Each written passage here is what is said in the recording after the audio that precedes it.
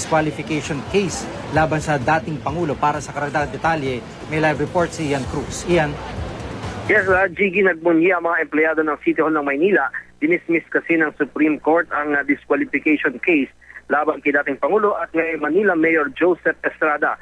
Jiggy, sa botong 11-3, pinagtibay na mataas sa hukuman ang desisyon ng Comelec and Bank noong 2013 na nagbabasura nga rito. May tuturing daw na absolute pardon ang executive clemency na ipinagkaloob ni dating Pangulong Gloria Macapagal Arroyo kay Estrada. Dahil dito, naibalik daw ang karapatan ni Estrada na tumakbo sa eleksyon. Taong 2013, inihain ni Attorney Alicia Rizos Vidal na isang botante ng Maynila ang disqualification case.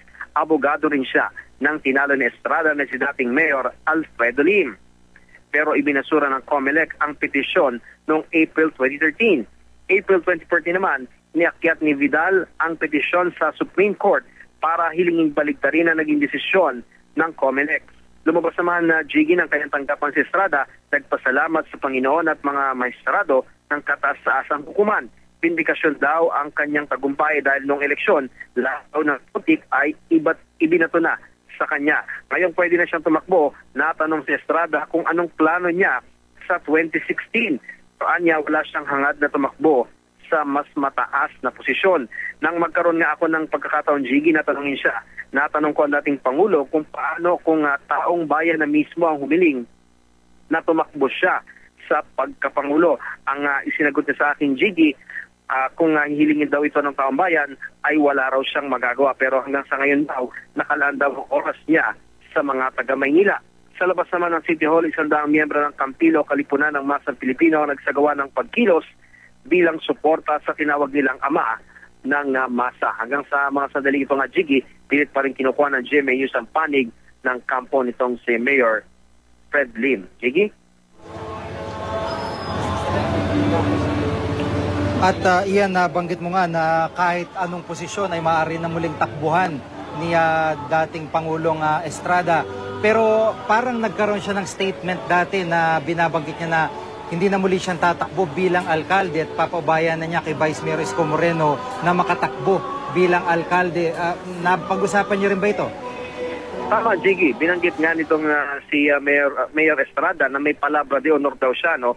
Kasi nung tinanong natin siya kung takbo ba siya bilang mayor ulit dahil nga with finality na itong desisyon ng Korte Suprema, sinabi nga niya na may isang salita daw siya at hindi daw niya sisisain ito at naniniwala naman daw siya sa kakayahan ni Isko Moreno na vice mayor ngayon na kaya nga kung ito naman daw ang maupo bilang mayor ng Manila kung papalarin ay kakayanin naman daw ito ni Isko. Pero pagdating, Jiggy, doon sa tinatawag na mas mataas posisyon, no, labas din yung local position gaya ng pagka-mayor, doon nga siya nagbibiro kanina, no, na sa ngayon ang desisyon ko hindi pa siya tatakbo, pero anong tinanong ko siya paano kung mismong magkaroon ng movement ang mga tao para patakbuhin siya o magkaroon talaga ng maraming mga organisasyon na humikayat sa kanya, yun nga daw, dahil tao raw pinaglilingkuran niya, baka daw dumating ang punto na wala siyang magawa kung di maglingkod sa tao, kung sila talaga yung hihiling na direkta sa kanya na tumakbo nga siya sa mas mataas na posisyon. Pero Jiggy, ngayon, ang sinasabi ni Mayor Estrada, talagang ang focus daw muna niya ngayon, doble kahit sila sa Manila City Hall sapagkat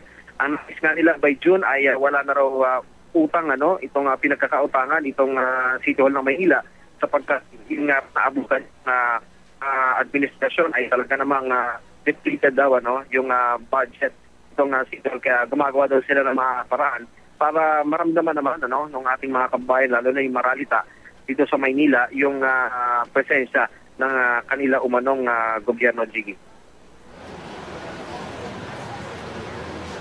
At anong plano ng kampo ng dating Pangulo? Meron ba silang mga selebrasyon na gagawin dyan sa City Hall o anong pinaplano nila? Nabanggit ba sa iyo, Ian? Jiggy, kanina kasi pagkatapos nung Mayor Erap ay pumasok agad siya doon sa kanyang silid, pero yung mood naman talaga, Jiggy, doon sa loob ng bulwagan, kahit doon sa Office of the Mayor, talagang grabe, mala piyesta, mala election campaign mode nga, ang dating, at punong-puno yung bulwag ng Villegas kanina. Meron ding banda kanina na narinig tayo na malamang ito'y banda ng Manila City Hall, at doon nga sa labas, meron pa siyang mga supporters na nagpapahayag din ng mga pagsuporta sa kanya. Pero ang nabanggit sa atin nung kasama natin na si Connie Season ay may isang meeting pa raw ang dating Pangulo kaya naman na malamang doon muna siya pupunta sa ngayon, ano? Pero yung kanyang mga kaanak, lalo na yung mga mahal sa buhay niya, may malalapit talaga sa kanya, ay nagpaabot na, no, Jiggy, kanina pa ng pagbati kay dating Pangulo at ngayon Manila Mayor Estrada, ukol nga sa kanyang tagumpay sa laban naman niya dito sa disqualification case doon sa Korte Suprema, Jiggy. At yan, panghuling tanong na lamang, inasahan ba ni Mayor Erap itong magiging desisyon ng Korte Suprema? O ano yung mga iniisip niya bago lumabas yung desisyon ng Korte Suprema? Well, Jiggy, ang nababanggit niya, no, kagabi naman daw ay nakatulog naman siya ng maayos at sinasabi kasi, no, doon kasi sa pardon na ibinigay sa kanya ni dating Pangulong Gloria Macapagal Arroyo ay talagang malinaw naman doon na ni-restore yung kanyang civil and political rights. Yun nga lang, yung kanyang kalaban ay sinasabi na may nakalagay doon doon sa pardon na yun na sinabi niya publicly na hindi na siya tatakbo, kaya naman bakit nga naman tumakbo, pero sinasabi naman ito ni Mayor Estrada na yung dispositive portion naman talaga ng nung clemency na yun ang importante at ito daw yung inaasahan talaga nila, at kanina, Jiggy, alam mo, bago pa siya magsalita kanina, may mga impormasyon na rin na nakuha itong kampo ni Estrada na maaaring maging paborable sa kanila ito. Pero yun nga, hinintay pa rin talaga nila na ilabas ng Korte Suprema yung desisyon bago talaga sila magdiwang sa kanyang pagkapanalo nga dito sa disqualification case na ito, Jiggy.